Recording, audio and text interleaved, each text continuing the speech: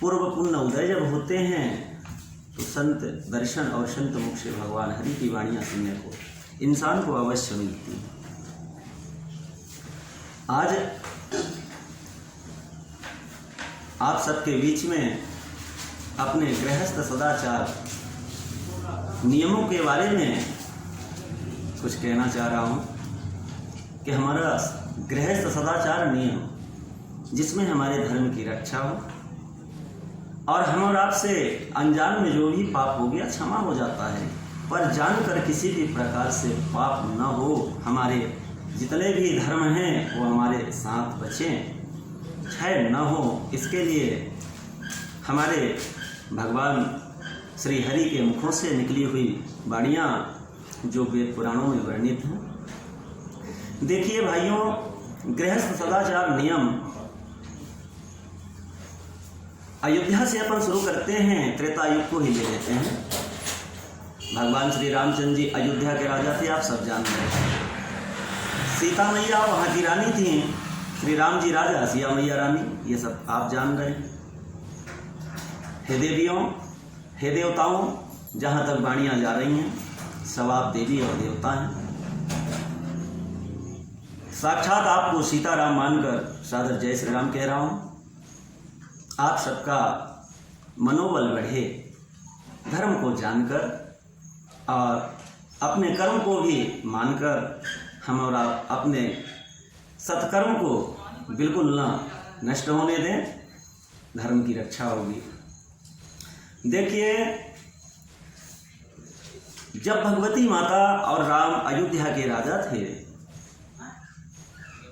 तो हे माताएं बहनें, समस्त देवियों, हर महीने में स्त्रियां 3 दिन के लिए अछूती हो जाती हैं। क्यों अछूती हो जाती हैं? जब महीने होते हैं तो 3 दिन, प्रथम दिन स्त्रियों को पुराणों में राक्षसनी कहा गया है, दूसरे दिन ब्रह्म राक्षसनी कहा गया है और तीसरे दिन धोबिन कहा गया है। ये 3 दिन उनके हाथ से जल, फूल, भोजन नहीं ग्रहण करना चाहिए। 3 दिन हमारे माता बहनें, देवियों, अपने धर्म की रक्षा हमें आपको करने की जरूरत है, क्योंकि भगवान श्री रामचंद्र जी अपने शयन कक्ष में सिया के साथ ही एक ही बिस्तर पर विश्राम किया करते थे। तब तक पति और पत्नी एक बिस्तर पर विश्राम करते हैं जब तक संतान प्राप्ति नहीं होते, वंश नहीं आते। भगवान राम भी शयन किया करते थे। ऐसी एक बार क्या हुआ, गर्म ये आपके जेठ महीने थे,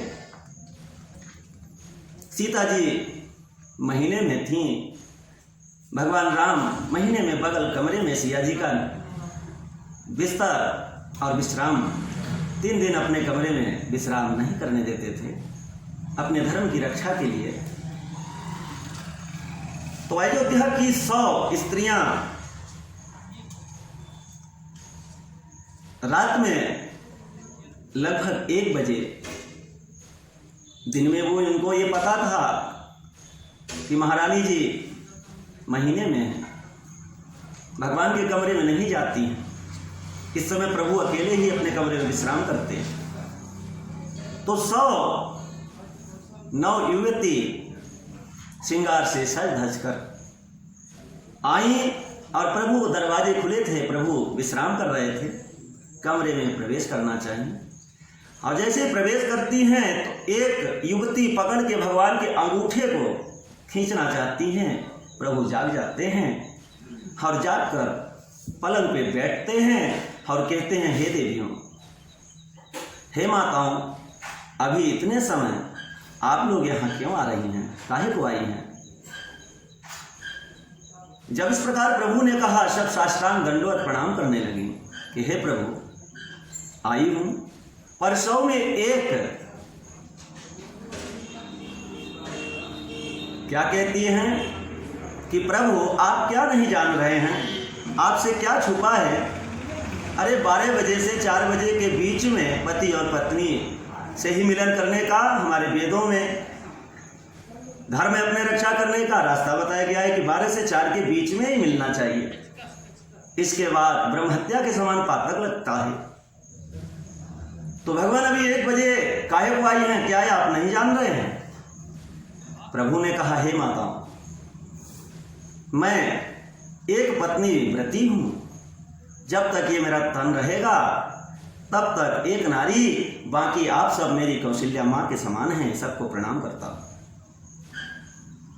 इस प्रकार जब प्रभु ने कहा, उनके समस्त काम वहीं जर गए, काम इच्छा पूर्ण हो गई और प्रार्थना करने लगे कि हे प्रभु, हम लोगों से लगता है गलती हो गई। बोले, नहीं देवियों,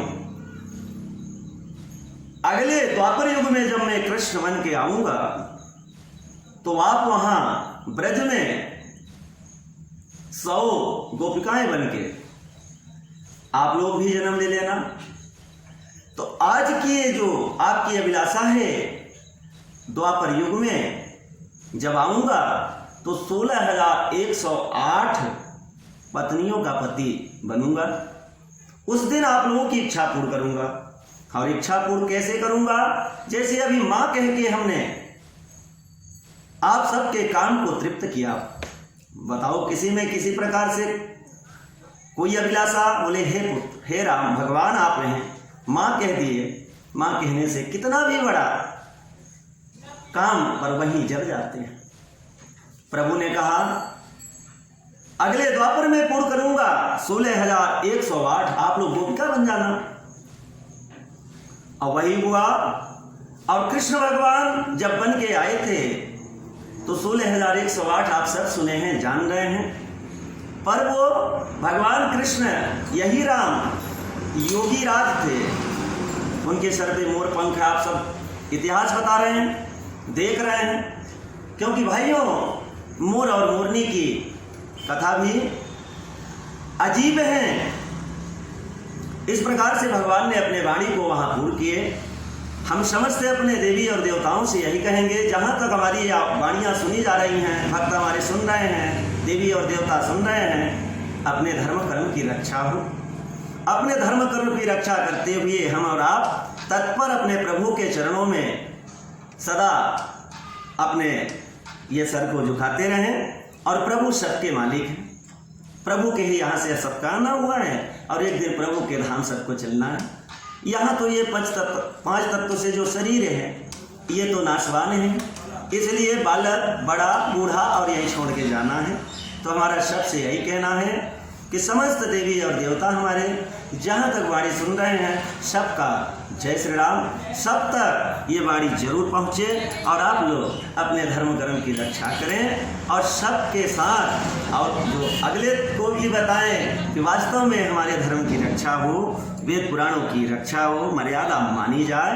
यही वाणियों पर आज विराम करता हूँ। आप सब तक जय श्री राम।